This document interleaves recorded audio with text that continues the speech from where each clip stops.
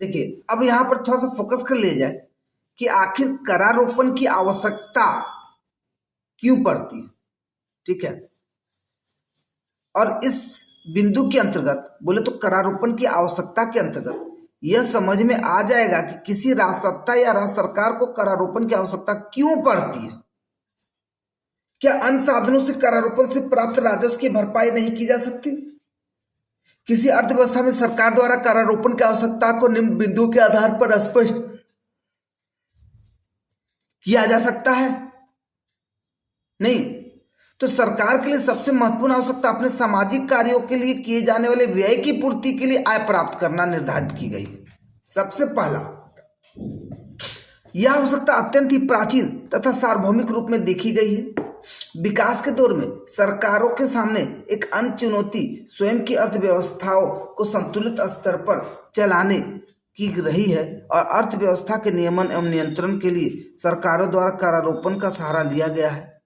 व्यापारिक चक्रों की स्थिति, विदेशी प्रभाव आदि से बचने के लिए भी करारोपण को एक उपकरण के लिए के रूप में अपनाया जाने लगा। देख लीजिए, है ना जी।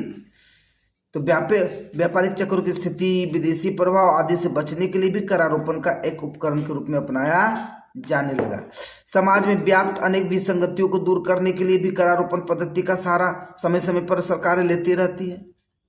धन के असमान वितरण की समस्या का सामना करने वाली अर्थव्यवस्था के लिए करारोपण की भूमिका और अधिक बढ़ जाती है, जिसमें प्रोफेसर राजा चेलैया का एक कथन है कि करारोपण की आवश्यकता को और अधिक स्पष्ट रूप में रखा जा सकता है।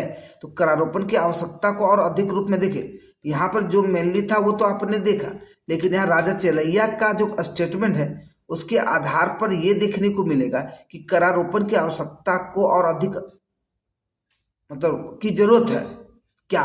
जैसे एक विकासोन्मुख देश में एक अच्छी कर पद्धति का कार्य यह होना चाहिए कि वह उस आर्थिक वेसी है ना को गतिशील करे जो अर्थव्यवस्था में अभी हाल में उत्पन्न हुई हो।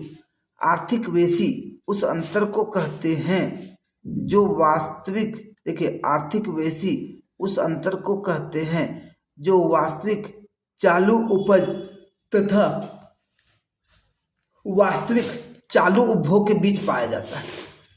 भारत जैसे देश में आर्थिक वेसी का एक बड़ा भाग कृषि क्षेत्र में उत्पन्न होता है। वह किसानों, व्यापारियों तथा अन्य लोगों द्वारा अपने पास रख लिया जाता है और ये लोग इस वेसी को उत्पादक विनियोजन में लगाने के अभ्यस्त नहीं होते। आर्थिक विकास की दृष्टि से कर नीति का कार्य यह है कि वह इस वेसी को गतिशील करे, उसे उत्पादक स्रोतों की ओर मोड़े तथा उसके आकार में निरंतर वृद्धि करे। इस प्रकार आर्थिक विकास के लिए करारोपण की आवश्यकता भी अहम भूमिका अदा करती है।